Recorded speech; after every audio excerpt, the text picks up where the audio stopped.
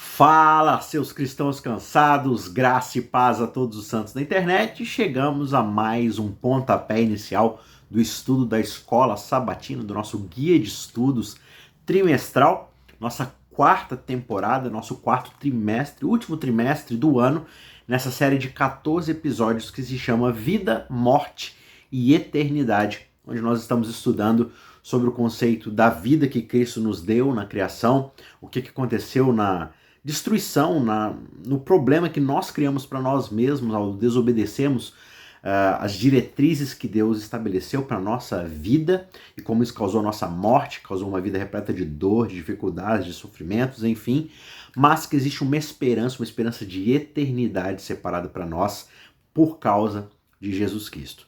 E hoje a gente vai falar especialmente sobre essa resposta, sobre essa solução que Deus ofereceu, que é a vitória de Cristo sobre a morte. Então esse é o episódio de número 7, onde nós vamos falar basicamente, ou vamos analisar a ressurreição de Cristo e as provas convincentes que ele nos deu para que nós possamos acreditar que ele de fato ressuscitou e por causa disso nós temos esperança da eternidade. Beleza? O nosso verso principal, nosso verso chave aqui do estudo, está em Apocalipse, capítulo 1, versos 17 e 18. Onde João diz que ao vê-lo, caiu aos seus pés como morto. Porém, ele pôs a mão sobre mim, João falando, né, a sua mão direita, e disse: não tenha medo, eu sou o primeiro e o último, e aquele que vive. Eu estive morto, mas eis que estou vivo para todo sempre, e tenho as chaves da morte e do inferno. Então aqui João se encontra com Cristo, e ele diz: eu estou vivo, eu sou aquele que é o início, e que é o fim, eu sou o primeiro e o último, e eu tenho nas minhas mãos a chave da morte e do inferno. Eu venci a morte e eu venci o inferno, portanto não tenha medo, porque eu estou vivo e eu estou trabalhando pela vida daqueles que crerem em mim pela fé. Tá certo?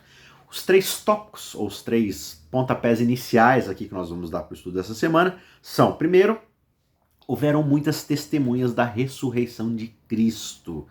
Várias pessoas observaram isso, né? A Bíblia vai dizer pra gente, e testemunharam a respeito daquilo que aconteceu. Segundo ponto, outros também foram ressuscitados no mesmo dia de Jesus. Você sabia disso? A Bíblia fala de fato que houveram outras ressurreições juntamente com as de Cristo. E isso também testificou do evento que ocorreu naquela época. E por fim, terceiro ponto, os inimigos de Cristo temem ou temeram a sua ressurreição e fizeram de tudo para poder acabar, né, para poder descreditá-la. Isso mostra também o desespero que eles estavam e como isso também testifica da sua ressurreição, beleza? Então a gente vai passar por esses 3 tópicos um por um, mas antes da gente ir para o primeiro tópico, eu quero fazer a você aí um pedido muito encarecido. Se você ainda não é inscrito no nosso canal, eu peço que você considere gentilmente, claro, se você quiser, se você achar que é útil, considere se inscrever no nosso canal, porque além da nossa recapitulação ou pontapé inicial aqui da lição, a gente tem também uma meditação diária esse ano, está quase acabando o ano, mas vale muito a pena ainda você ingressar nessa reta final de estudo e talvez começar lá do primeiro episódio, assistir 1, 2, 3 por dia, enfim, ou começar do zero, começar do primeiro lá e ir assistindo um por um daqui em diante, enfim, tanto faz, você faz como achar melhor. E a partir do ano que vem a gente vai ter novidades, vamos ter outras pessoas voltando, retornando ao canal para ajudar a gente, né, a ter discussões, produzir mais materiais. Então, muita coisa legal está preparada para o ano que vem. Então se inscreva para você não perder, não ficar de fora de nada disso, tá bom? E se você sentir que esse conteúdo, que esse vídeo, que esse pontapé inicial abençoou você, te edificou, te ajudou de alguma forma a compreender mais sobre Cristo, a aprender mais sobre a Bíblia, considere também deixar o seu like, o seu joinha aqui no vídeo e também deixar um comentário que você achar interessante, um agradecimento, uma reclamação, uma sugestão, um comentário sobre a lição, um amém, um pedido de oração, enfim, como você achar interessante, mas participe, porque isso ajuda bastante no engajamento do nosso canal e faz com que ele apareça para mais pessoas, porque o YouTube entende que tem pessoas gostando desse vídeo e ele vai sugerir também para outras pessoas, tá certo? Infelizmente, o engajamento do canal caiu bastante nos últimos meses, muita gente tem reclamado de outros canais também, como é que o YouTube às vezes esconde os vídeos, mas é por causa que muitas vezes não tem essa interação que é necessária com o público, né? O YouTube entende, as pessoas não estão interagindo com o vídeo, então ele talvez não é interessante, então a gente não vai recomendar para mais ninguém. E os números, infelizmente, estão caindo, caindo e caindo, e às vezes é um pouco desencorajante, né, para a gente que produz conteúdo, mas a gente segue firme com a graça de Deus, porque no final das contas é para Ele. Mas quanto mais pessoas puderem ser abençoadas, puderem ser alcançadas por esse conteúdo, a gente fica mais feliz e mais agradecido a Deus, tá certo? Então eu conto com a sua ajuda. Muito bem, vamos então para o primeiro tópico do estudo dessa semana, estudo de número 7, né? Cristo venceu a morte, Cristo conseguiu vencer aquilo que de fato nos destrói. E o primeiro ponto é: houveram muitas testemunhas da ressurreição de Cristo. Esse tópico resume parte de segunda-feira e quarta-feira no guia de estudos, mas o ponto é que a Bíblia, ela registra muitos que foram testemunhas da ressurreição, testemunhas oculares, pessoas que viram de fato aquilo que aconteceu e deram testemunha de que de fato elas estavam lá e elas viram acontecer. Por exemplo, os soldados romanos foram as primeiras testemunhas da ressurreição de Cristo. Mateus 28, né, nos 4 primeiros versos ali, também nos versos 11 e 12, vão dizer pra gente que eles estavam lá guardando o túmulo e aconteceu um grande clarão, eles desmaiaram, enfim, e depois eles foram ver a tumba não estava mais com o corpo lá dentro, alguma coisa aconteceu, enfim. A gente percebe ali o quanto os soldados estavam envolvidos nesse processo e puderam perceber que Cristo saiu da tumba. Enquanto isso, Mateus 28, 11 a 15, a lição comenta: revela os esforços fúteis e tolos dos líderes para continuar lutando contra Jesus. A guarda romana contou aos líderes todas as coisas que aconteceram. Olha que interessante. Os próprios guardas romanos contaram aos líderes o que eles viram, o testemunho a respeito do que estava acontecendo. Ou, de fato, do que havia acontecido, né? Então, implicitamente nesse relato dos guardas está a ideia de que eles viram a ressurreição. Senão, o que essas palavras de fato significam? Um anjo desceu do céu, moveu a pedra, sentou-se sobre ela e os guardas desmaiaram? Né? A próxima coisa que eles sabiam era que o túmulo estava vazio. Talvez enquanto os romanos estavam inconscientes, o anjo levou o corpo de Jesus. Talvez os discípulos fizeram, alguém roubou. O que quer que tenha acontecido, o corpo de Jesus, obviamente, se foi. Um anjo do céu descendo, os homens desmaiando de medo e o túmulo vazio já teria sido bastante desconcertante para os líderes religiosos. Mas que eles deram uma grande soma de dinheiro aos soldados. Eles subornaram os soldados para acabar com essa narrativa, para manter esses homens quietos. E isso implica que tudo que os soldados estavam dizendo perturbava profundamente aqueles líderes religiosos. E o que eles falaram, é claro, foi a respeito da ressurreição de Jesus. Outras testemunhas a respeito desse evento foram as duas Marias, que foram as primeiras a verem Jesus após sua ressurreição. Está registrado nos versos 9 e 10 também do capítulo 28. Cristo apareceu repentinamente também aos seus discípulos e a mais seguidores próximos, como registrado lá em 1 Coríntios 15, verso 3 a 7. Ele aparece para várias pessoas, várias testemunhas oculares. O apóstolo Paulo também pode ter testemunhado pessoalmente a ressurreição de Jesus, como ele fala um pouco disso lá em 1 Coríntios 9, verso 1 e também no 15, verso 8. Você tem, por exemplo, lá em Atos 9, 3 a 6, o caminho para Damasco, né? A experiência de Paulo ao cair ali prostrado em terra e ouvir Jesus falando: Paulo, Paulo, por que você me persegue? Né? E também lá em Gálatas 1, 15 a 17, Paulo relata o tempo que ele passou lá na Arábia, estudando, se aprofundando e aprendendo com o próprio Jesus Cristo. Ele dá esse testemunho de que esteve pessoalmente com Jesus. Né? Então aí está mais um relato de uma testemunha ocular que viu isso acontecendo. Não que estava lá no evento da ressurreição, mas que viu o próprio Jesus e se relacionou com ele lá na frente. Sobre essa experiência, Ellen White ela vai dizer que ali na solidão do deserto, Paulo teve a ampla oportunidade para o estudo tranquilo e a meditação. E Jesus comungou, ou seja, teve comunhão com ele e o estabeleceu firme na fé, concedendo-lhe uma rica medida de sabedoria e de graça. Está lá em Atos dos Apóstolos, página 125. Então aqui você observa todas essas testemunhas que ou participaram ali do processo de ver o que aconteceu durante o evento da ressurreição, ou que depois se encontraram com Jesus após o domingo da sua ressurreição e viram que ele estava de fato vivo. Pessoas que haviam visto ele morrer na cruz, haviam visto ele ser sepultado, agora se encontravam com ele em vida e interagiam com ele. Então, eles vão dar esses relatos, e não é uma pessoa, não é duas, não é nem os 12, é muito mais gente que vai e vê o que está acontecendo e continuam dizendo para todas as pessoas, testemunhando a respeito desses eventos, pregando, né? Os discípulos pregam e são perseguidos, presos e mortos por afirmarem isso, mas nenhum deles cede, todos eles mantêm a mesma versão dos fatos. Ora, se eles estivessem simplesmente mentindo, será que valeria a pena entregar a própria vida por causa de uma mentira? Por causa de uma invenção? Né? Ir até o final, ir até a morte, perder o direito de viver para sustentar uma mentira? Não, eles estavam de fato entregando as próprias vidas por algo que eles firmemente acreditavam e tinham experimentado e queriam dizer para todo mundo. Beleza? Ponto de número 2 aqui do nosso pontapé é que outros também foram ressuscitados naquele evento da ressurreição de Cristo. É interessante que um grupo especial de mortos, que eram justos, foi ressuscitado justamente com Jesus Cristo. Esse relato está lá em Mateus 27, versos 51 a 53. O véu do santuário se rasgou em 2 partes, de alto a baixo, a terra tremeu e as rochas se partiram, os túmulos se abriram e muitos corpos de santos já falecidos ressuscitaram. E saindo dos túmulos depois da ressurreição de Jesus, entraram na cidade santa e apareceram a muitos. Olha que interessante. É possível que essas pessoas tenham feito parte das tais muitas provas incontestáveis que os discípulos citam no sermão lá de Atos capítulo 1, verso 3, né? Eles interagiram com Jesus e falaram desse Jesus cujas provas incontestáveis a respeito da sua ressurreição estavam circulando entre eles, né? Provas essas pelo qual Cristo deu de fato evidência de sua ressurreição.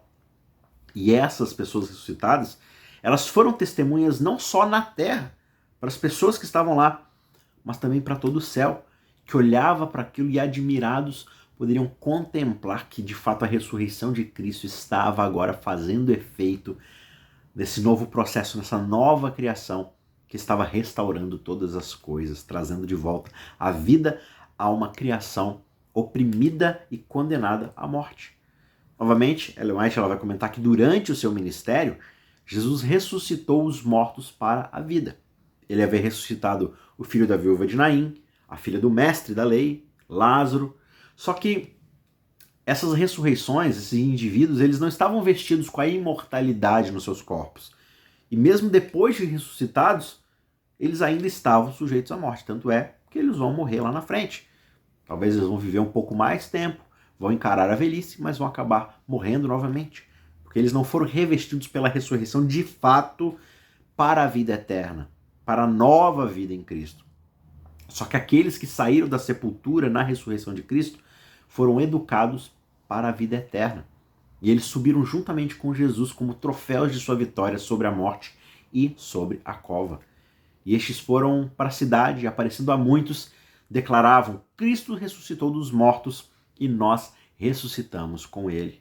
E assim foi imortalizada a sagrada verdade a respeito da ressurreição de Jesus.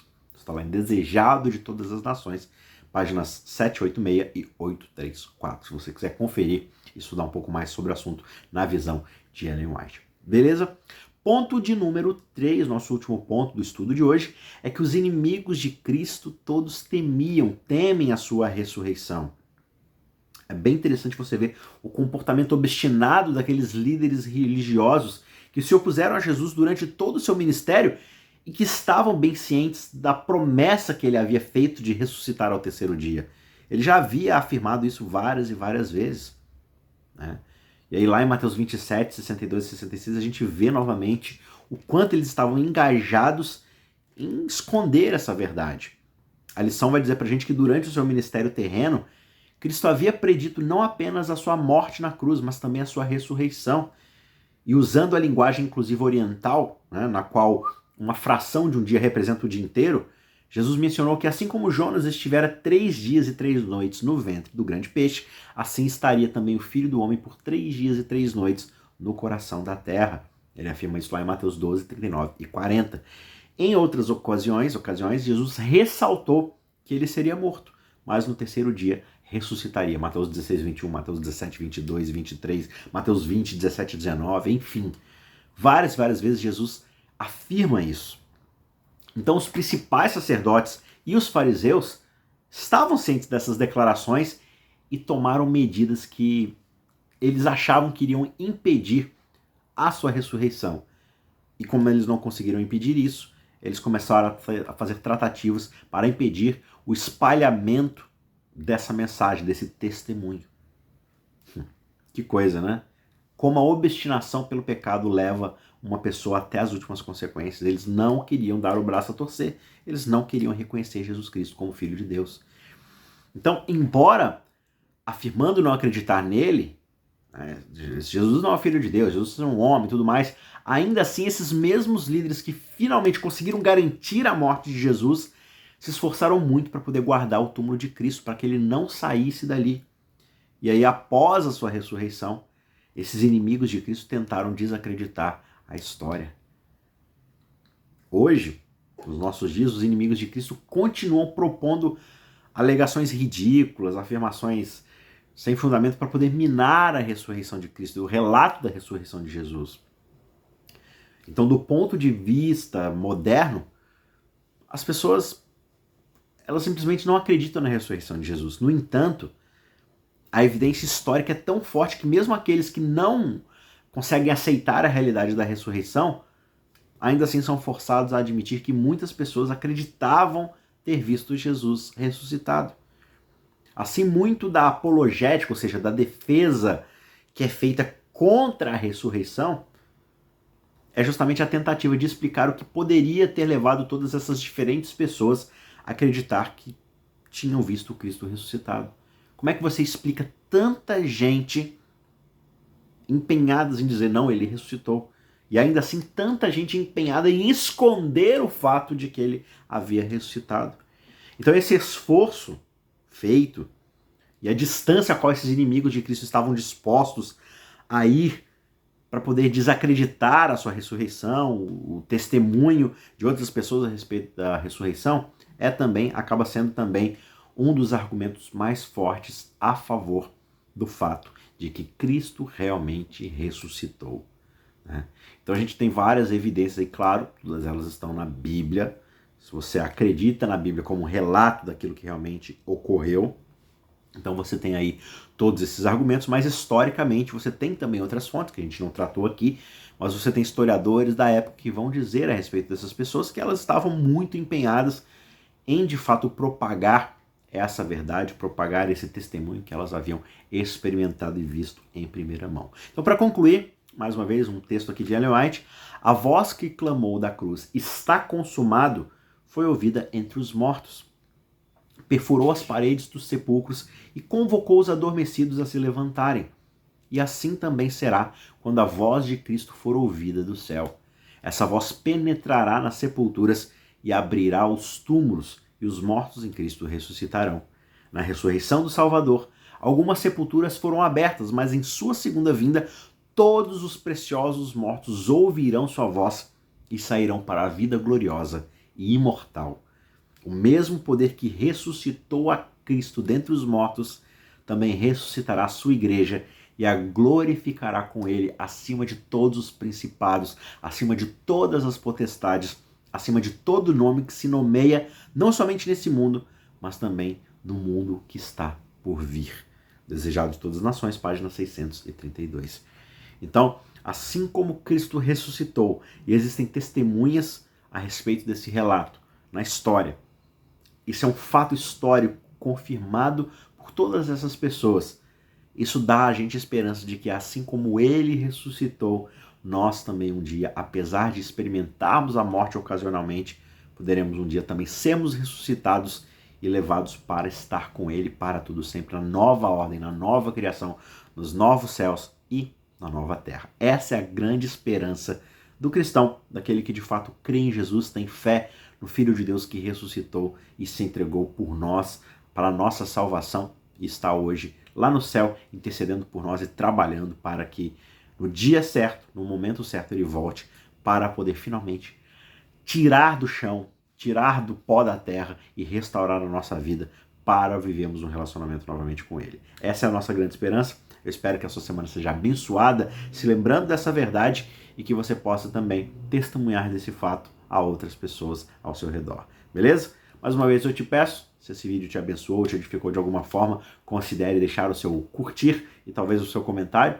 E se você quiser andar aí uma segunda milha, compartilhe esse vídeo aí também com outras pessoas para abençoá-las com esse conteúdo, tá certo? Eu te vejo na semana que vem. Um forte abraço e até lá. Tchau, tchau.